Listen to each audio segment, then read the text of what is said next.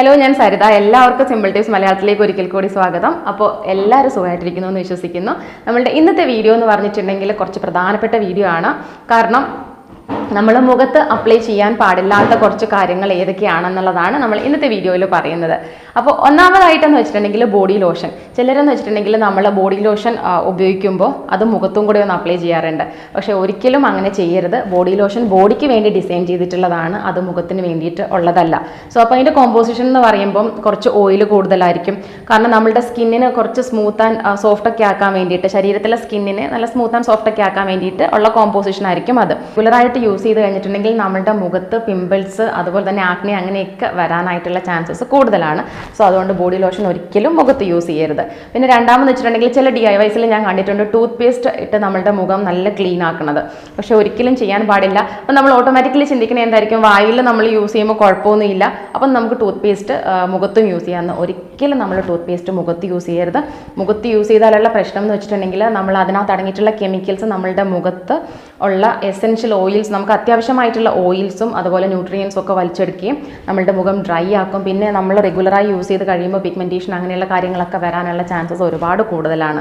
പിന്നെ മൂന്നാമതെന്ന് വെച്ചിട്ടുണ്ടെങ്കിൽ ചൂടുവെള്ളം. ചിലർക്കൊരു ശീലമാണ് ചൂടുവെള്ളം കൊണ്ട് മുഖം കഴുകുന്നത്. ചൂടുവെള്ളം കൊണ്ട് ഒരിക്കലും മുഖം കഴുകരുത്. ചൂടുവെള്ളം നമ്മൾ റെഗുലറായിട്ട് അത് യൂസ് ചെയ്ത് കഴിയുമ്പോൾ നമ്മളുടെ മുഖത്തിനെ ഡ്രൈ ആക്കാനായിട്ട് അതുപോലെ ഡാമേജ് ആക്കാൻ ഒരുപാട് ഒരു ചാൻസസ് ഉള്ളതാണ് ചൂടുവെള്ളം.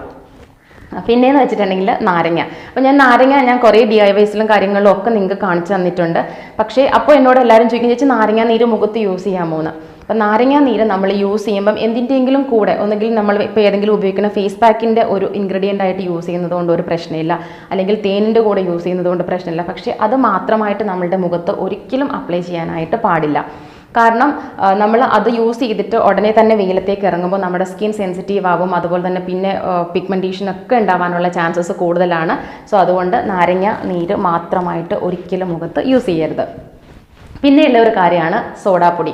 മിക്ക DIYസിലും പറയണതാണ് നല്ലൊരു ക്ലെൻസറാണ്, അതുപോലെ തന്നെ ബ്ലീച്ച് ചെയ്യും ഫേസ് എന്നൊക്കെ പറഞ്ഞിട്ട് ചില ആൾക്കാർ ഇങ്ങനെ കാണിക്കണം ഞാൻ കണ്ടിട്ടുണ്ട്, സോഡാപ്പൊടി മുഖത്ത് അപ്ലൈ ചെയ്യുന്നത്. പക്ഷെ ഒരിക്കലും നിങ്ങൾ ചെയ്യരുത്. നമ്മളുടെ മുഖത്തിന് ഒരു നല്ല ഒരു ഇൻസ്റ്റൻ്റ് ആയിട്ടുള്ള ഒരു റിസൾട്ടൊക്കെ അത് തരും.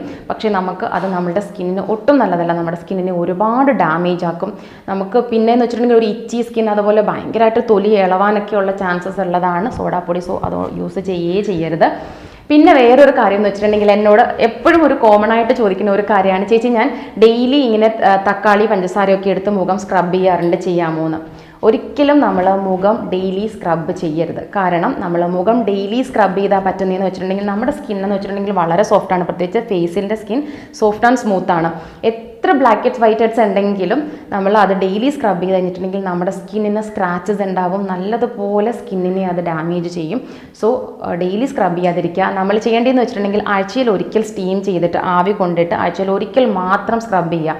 പിന്നെ ഒരുപാട് കൂടുതലുണ്ടെങ്കിൽ മാക്സിമം നിങ്ങൾക്ക് ട്വൈസ് ഇൻ എ വീക്ക് ചെയ്യാനായിട്ട് പറ്റും. പിന്നെ ഏറ്റവും ഇമ്പോർട്ടൻ്റ് ആയിട്ടുള്ള ഒരു കാര്യമാണ് സോപ്പ്. നമ്മൾ സോപ്പ് മുഖത്ത് യൂസ് ചെയ്യുന്നത്. ഞാൻ ഒത്തിരി പേര് ചോദിച്ചിട്ടുള്ള ഒരു കാര്യമാണ്, ചേച്ചി ഞങ്ങൾ സോപ്പ് മുഖത്ത് യൂസ് ചെയ്യാറുണ്ട്, ഫേസ് പാക്ക് ഇട്ട് കഴിഞ്ഞതിന് ശേഷവും സോപ്പ് യൂസ് ചെയ്യാറുണ്ടെന്ന്.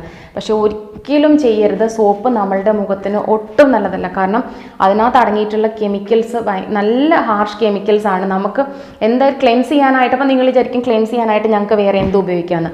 നമുക്ക് ക്ലെൻസ് ചെയ്യാനായിട്ട് ഒരുപാട് നാച്ചുറൽ ക്ലെൻസേഴ്സ് ഉണ്ട്. അത് നമുക്ക് ഫേസിൽ യൂസ് ചെയ്യാം. ഈവൻ ഞാൻ ബോഡിയിലും ഒരിക്കലും ഞാൻ അങ്ങനെ റെക്കമെൻഡ് ചെയ്യില്ല സോപ്പ് യൂസ് ചെയ്യുന്നത്.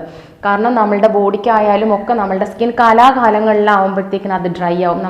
നമ്മുടെ ഒരു ഏജിൽ ചില ആൾക്കാർ പറയുന്നുണ്ട്, എൻ്റെ ഏജ് ഇത്രയേ ഉള്ളൂ ചേച്ചി, പക്ഷേ എനിക്ക് നല്ലതുപോലെ എൻ്റെ സ്കിന്നിന് പ്രായം പറയുന്നു. അതിൻ്റെ മെയിനായിട്ടുള്ള കാര്യമാണ് ഈ റെഗുലർ നമ്മൾ സോപ്പ് യൂസ് ചെയ്യുന്നത്.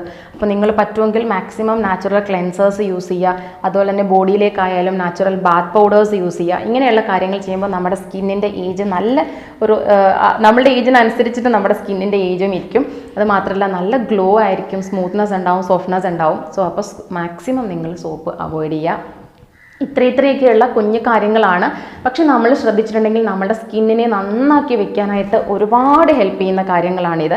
അപ്പോൾ പറ്റുമെങ്കിൽ നിങ്ങൾ ഇതെല്ലാം ഒന്ന് ശ്രദ്ധിക്കുക. അപ്പോൾ ഇന്നത്തെ വീഡിയോ എല്ലാവർക്കും ഇഷ്ടമായി എന്ന് വിചാരിക്കുന്നു. ഇഷ്ടമായിട്ടുണ്ടെങ്കിൽ എല്ലാവരും ലൈക്ക് ചെയ്യുക. ഉപകാരപ്രദമായിട്ട് തോന്നിയിട്ടുണ്ടെങ്കിൽ ഉറപ്പായിട്ടും എല്ലാവരും ഷെയർ ചെയ്യണം. പിന്നെ ചിലരൊക്കെ എൻ്റെ പേജ് ഫോളോ ചെയ്തിട്ടില്ല കേട്ടോ, അതുപോലെ തന്നെ ലൈക്കും ചെയ്തിട്ടില്ല, നിങ്ങൾ മറക്കണുണ്ട്. സോ അപ്പോൾ എല്ലാവരും ഒന്ന് ഫോളോ ചെയ്യുക, ലൈക്ക് ചെയ്യുക. അപ്പോൾ അടുത്ത വീഡിയോ ആയി വരുന്നത് എല്ലാവർക്കും ബൈ ഫ്രം സരിത.